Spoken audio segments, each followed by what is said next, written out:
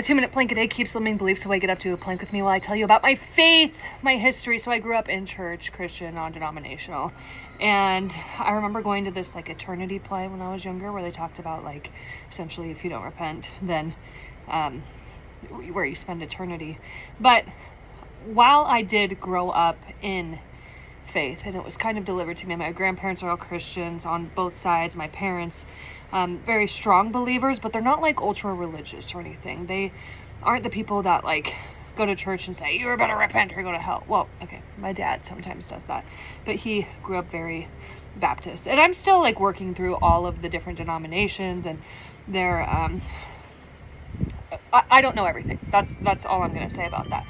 And there's so many different denominations and characteristics and personalities, and I'm trying to figure out as an adult what my relationship with Christ looks like.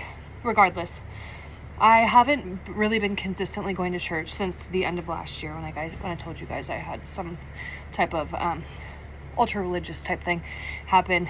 And today I went back to a different church, actually a church we went to for years and years and years. We got baptized there after my husband got sick, and I felt like it was such a full circle moment because today it was baptism Sunday, and there wasn't really like any big message that was preached. And I thought it was actually really cool because the message was in the baptisms themselves.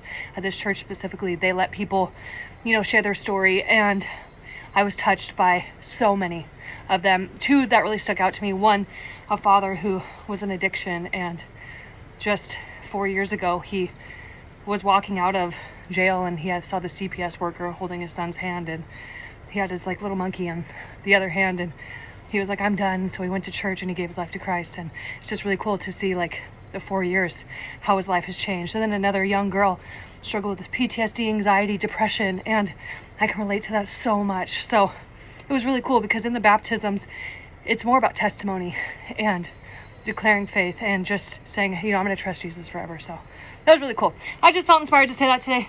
Anyway, push up for good luck. And guess what? You just did a 2-minute and 20-second plank because you can. We'll see you tomorrow. Love you. Bye.